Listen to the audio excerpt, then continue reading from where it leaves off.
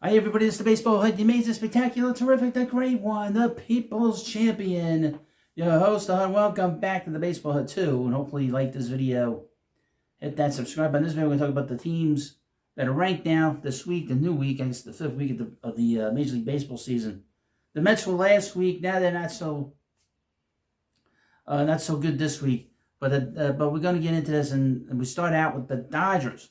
Now, this is a listing from CBS Sports, and we've been following them along the last few weeks. And we'll go through all the teams. All the teams have had very interesting starts, and really this is really the second month beginning. The Dodgers at number 1. The 7-game winning streak that was snapped Sunday was their second longest of the year. They're 23-11. Now, they never played so hot. You know, they played okay. They had a bad week last week. A week ago before this past week, but they were second last week. Number 2, and they weren't number 2 last week. That's the San Diego Padres. During their first bad stretch of the season, the Padres did what great teams do: bounce back with a 5-0 record. They were they jumped 5 spots from last week. Last week they were 7th, and they're 22-11. Number 3, the Cubs. The Cubs have won 15 games against teams over 500, most in the majors. The New York Mets will be facing the Cubs at the end of the week at Citi Field. They dropped a slot, and now 21-14. At number 4, the New York Mets. They lost 4 of 5, but the Mets were playing at a 113-win pace. Before that, a backslide was bound to happen, and then they dropped 3 slots from number 1 to number 4, and are now 9 games over 500. And number 5, the Tigers. Javi Baez. This guy's still around. They said he's 309 and playing the hell out of center field. They got him center field. Cool. He's already over 1.5 wins above replacement. Last year he posted a negative 1.1. That's a disgrace considering how good of a defensive player and base runner he is. At number 9, the Mariners. One of the key pieces in the offense being awesome now would be Jorge Polanco. He looked like the bust of an acquisition last season, but so far this year, he slashed a ridiculous streak. This guy was with the Nationals a long time. He was terrible for years. They're up 2 spots. And number 7, and beginning to drop, and I think they might be in trouble, the Giants. Regular readers know I love to mention Rob Deere. No, number 8, the New York Yankees. They dropped 2 spots, losing series in Baltimore and at home against the Rays qualifies a pretty bad week. Ooh, and the Orioles played so poorly. Get to them. They're now 19-15. At number 9, the Phillies. They've now won 6 of 8 since falling back to 500 on April 25th. There's also they were swept at Citi Field as well. Aaron Nola's last 2 starts, only 1 run allowed on 7 hits in 13 innings. He struck out 14 against 2 walks. They're 19-15. Number 10, the Cleveland Guardians. They are doing well despite Emmanuel Clase having been terrible, and rotation posted in less than average 4.20 ERA. That's weird. At number 11, looks like they're starting to pull it together. And this is the Royals. I didn't mention the Royals in the intro since it wasn't the start that was bad. They did lose 8 of 9 at one point, though. Since then, the Royals have played like one of the best teams in baseball and gone 11-2. Now, tonight, the Mets will be facing the Diamondbacks, and they're number 12 on this list. If the season continues on this path, the Diamondbacks are going to end up one of the greatest 4th-place teams we've ever seen. It could be a postseason team, by the way. At number 13, the Astros. And then 1 game over 500. It was cool to see Lance McCullers Jr. finally get back on the MLB mound. That hadn't happened since the 2022 World Series. Less cool losing a series to the White Sox. Ooh, that's not good. I bet they weren't happy. Number 14, the Reds. Reds closed their homestand, losing 4 of 6, and now have to hit Atlanta and Houston on the road. Tough stretch, but they have a great manager. They're the best manager in that division. And they've had a good start to 18-17. So they got off to a very difficult start, the first week or so, but they really picked it up. Good for them. At number 15, the Athletics. The A's have now won 13 of their last 19 games and are starting to resemble a contender. Well, their offense is pretty good. They have a very good young team. We'll see where they're at. At number 16, the Boston Red Sox. Tanner Houck was an all-star last season. He had a 2.18 ERA through 16 starts. His numbers are brutal right now, but he looked great last time out, and a lot of the horrible numbers would depend on one start. It's worth watching. At number 17, the scum-sucking Braves. Do we care about them? No! We move on. At number 18, the Rays. Jonathan Aranda is hitting like an MVP against righties. The Rays mostly protected him from lefties, but he's been amazing so far this season overall. That's 16 and 18. The Brewers at number 19. Before salvaging a win on Sunday, the Brewers had lost 7 of 10.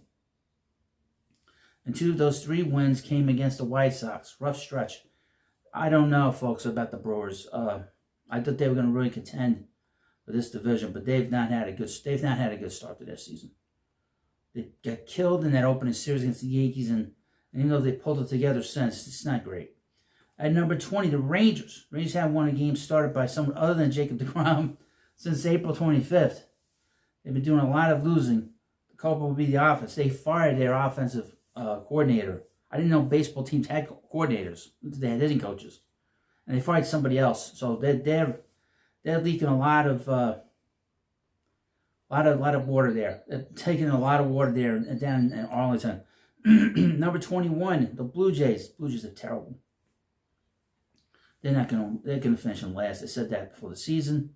Red Sox have played much better. I believe the Red Sox going into yesterday's game, Sunday's game, they were in second place. Red Sox are hopefully remembering who they are. Number 22, the Nationals. The Nats had to make it as one of the contending pests. Yeah, they're paying yes. They got a lot of talent, but they're very young. The Cardinals. And number 23.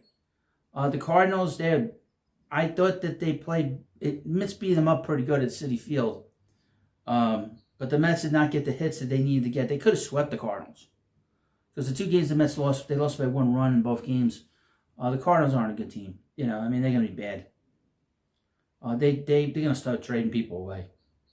That's for sure. At number 24, the Twins. Last week, I know the Twins' small stretch of winning could have simply been a case of beating up on bad competition, and I wanted to see how they managed a tougher week. They went 3-4, though. Taking a series in Boston is nice. I saw that asshole Roger Clemens' kid. He had a home run in Boston. Good for the kid. We hate his father, but at number 25, you won't get this anywhere else. At number 25, the Orioles. Their team ERA is now 5.43. The rotation 5.69. That general manager did a terrible job, and they're 13-20. And this is after taking serious from the Yankees. They're in big trouble. Right now, they're dead last in the American League East. And with all that talent, they don't have the pitching. That falls on the general manager. It's the same general manager that didn't develop anybody elite in his farm system. You have all this elite, like everyday players, but you don't like draft an elite pitcher. Very strange. Number 26. The Marlins. Sandy Alcantara is not cooperating with the trade rooms. In 6 starts, he has an 8.31 ERA and has nearly walked as many as he struck out. And I would mention he's coming off a Tommy John surgery. Get him on the cheap. Get him on the cheap. And number 27. Another disappointment in terms of, this is more of an ownership's issue. The Pirates. We mentioned multiple times the Pirates haven't done enough to try and take advantage of the window with Paul Skeens not making much money. They're now off to their worst start in a full season since 2006.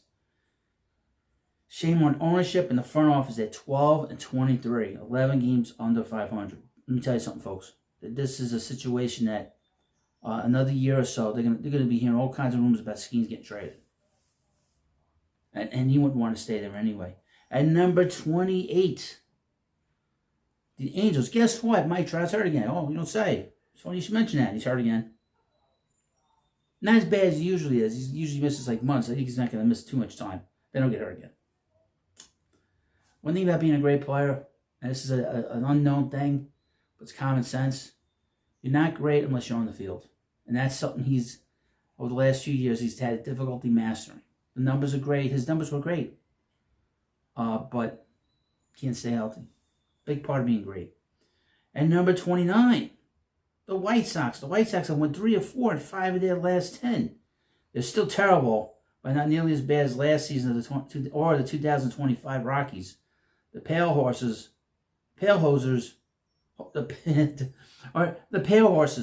are now on pace to win a whopping 48 games. That's a big improvement.